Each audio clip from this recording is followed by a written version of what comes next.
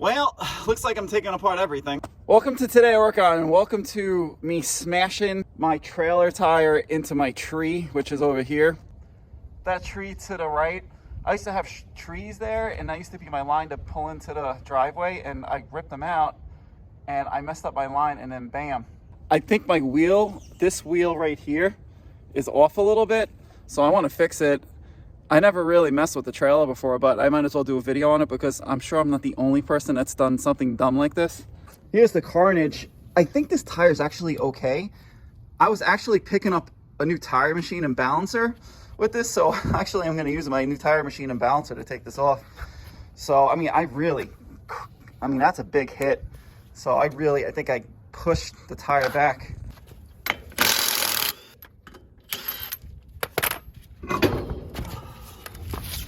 What did I bend? Oh, that looks good. I mean, this is like totally fine.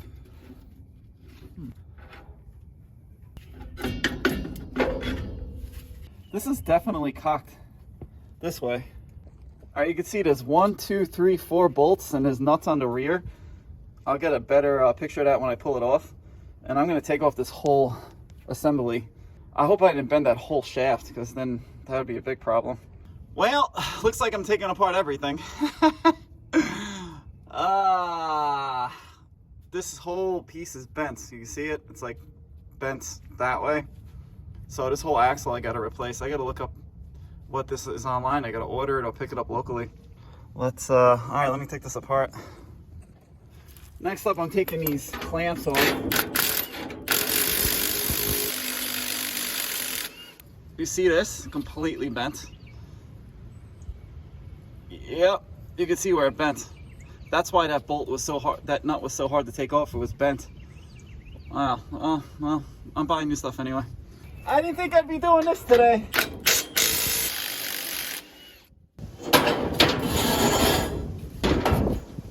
Oh, wow.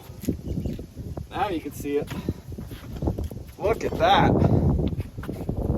It's making a left-hand turn. Wow, I really hit that good. This side's a 22, this side's a 21 millimeter.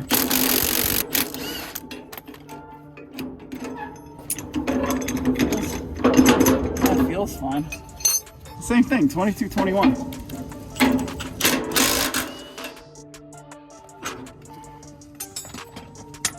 don't know if I bent it. Oh, I definitely bent it. That's all I'm replacing. So I'll even get new bearings because the bearings probably took a hit as well. New bolts, new washers, just a bunch of stuff, and the axle that's making a right-hand turn. You can see it. I wonder if this line is in the existing axle. I'm sure it is, but we'll see once we get to the supply store. So let's go.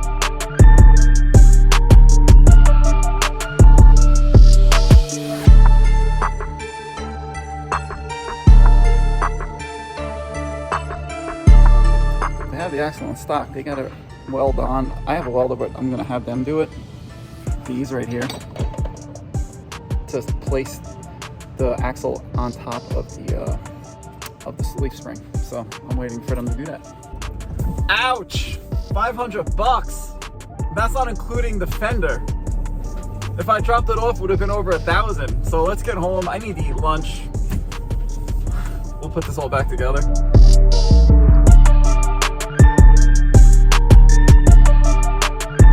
Now the new axle's a little off. It's off by about, see that? Like maybe a 1/4 inch here and then a 1/4 inch here. So this axle might stick in a little bit more than the existing axle, but I guess that's just the way these are built. So I'm not worried about it. Let's put this in. First step, we got to put this leaf spring in. And that was whacked out. So these should be lock washers. We'll put these on like so. So make sure when you put the lock washer on, you see those little ribs? That's what's gonna lock it in. That's the first step, and make sure it is lined up like so. That's a 21 and this is a 22. That's so weird. I'm gonna torque it down probably, but let me impact it on first. Next up, we'll put in the axle. So let's go over something. So this is where he welded it, and then you see this right here. There's this little pin, and there's this little hole. The axle's gonna go, well, this plate's gonna go into here and here. So let's put that on now. That's one. That's two. So that's it. Oh my God, this thing is covered in grease for a good reason. All right, so that's done. Now let's get the U-clamp on. Quite a few things going on here. First thing is you need to bang this bolt in as much as possible because it locks. Same thing over here. That looks like it's pretty much locked. I will check it out again. Also, you want to make sure this wire here is going towards the back because the front is probably more exposed to hits. So keep that in mind. I got to wire all this up. I'm going to clamp down this axle to the spring. There's a little nut underneath here. It kind of locks everything into place. So I got this on. I'm going to just impact it in a little bit and then I'm going to torque them down, I guess. So we have like proper resistance on each U-clamp nut. I guess that makes sense. All right, so let me do that.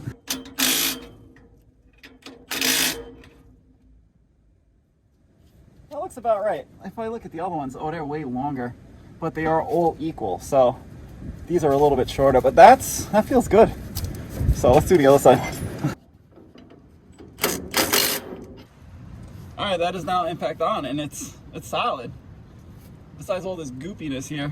Up next, I'll put the drums on. So this has a grease connection, which is nice.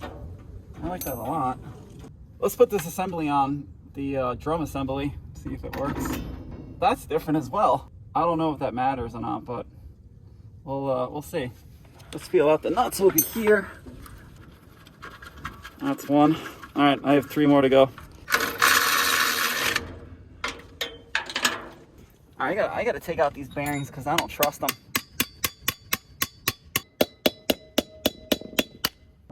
That was a pain. I had to take a screwdriver and then get that out. And now I gotta tap out this little race here. I should be able to tap it out just like this. There, it came out. That took such a hit that I did not want to mess with having those bearings because they're probably dead. So now let's put in a new set of bearings. Not a fun day. First thing I learned is I pressed the seal on too much. It has to be even with the top of right here. The second thing is the axle I bought is damaged. There's a burr on the actual axle and I can't fit the drum assembly on the actual axle. So they don't have any more in stock. They have to order and it'll be at the place tomorrow. So I had to take everything back apart and I'm learning a lot. We're learning together. All right, that's done. Next day, I had to return that spline. So next up, I'm going to reinstall all of this and then we'll continue on with the video. But just make sure before you tighten all this up, take your drum, make sure it fits. Because if you put it all together and then there's something wrong with the spline or the bushing or the bearing or the race or whatever, you got to take it all apart again. You don't want to do that. So let me get this all tightened up again.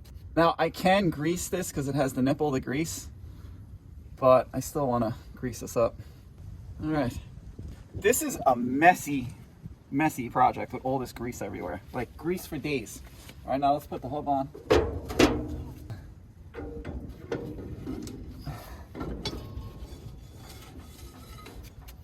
It feels good. Put the new bearing on, same thing. We'll grease it up. Stick it in. Bingo. We'll put the washer on and the lock nut. What I'm gonna do now is just gonna feel out this hub to this hub and see if I have to loosen it up a smidge. I do have all new bearings in there, so I think that's good. But that feels really nice and fresh and new. All right, now lastly, we're just gonna throw this cotter pin in that holds it. That is done basically. That feels good. This looks pretty. I also lubed up that wheel. I lubed that up too, why not? We're up to the electric on here, and the electric on these Econo trailers are not the best.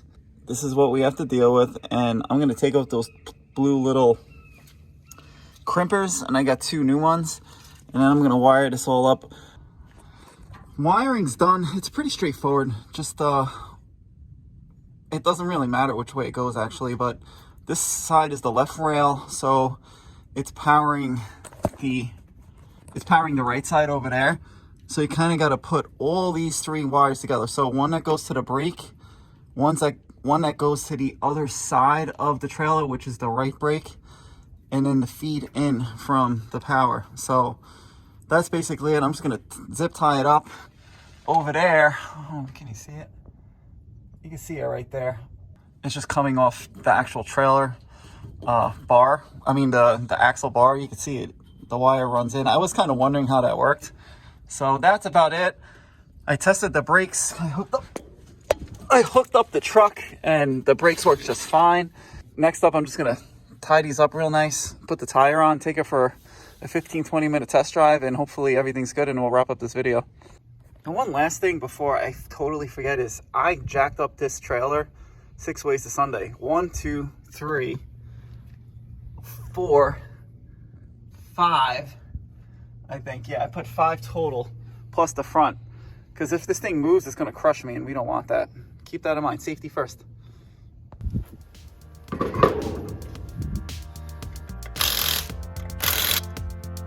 You know that like apprehension that you have, or that worry when you kind of do something new because you never did it before?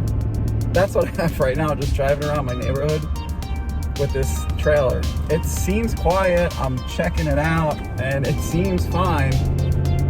So, I mean, my fender is flapping in the wind. I gotta do something about that. That's the next step. But it seems good. We'll see. I'll get my temp gun and I'm gonna hit the hubs from the new one to the old one. See if they're hotter than the other. If not, then it's pretty good. It seems pretty solid. So I'm pretty happy with it. And we'll recap this video when I get back. 77, 74. So the new axle's cooler by 4 degrees. 73, 77, yeah, huh. Well, that's some proof right there. Let me park this and we'll recap the video. That's a wrap on this trailer fiasco.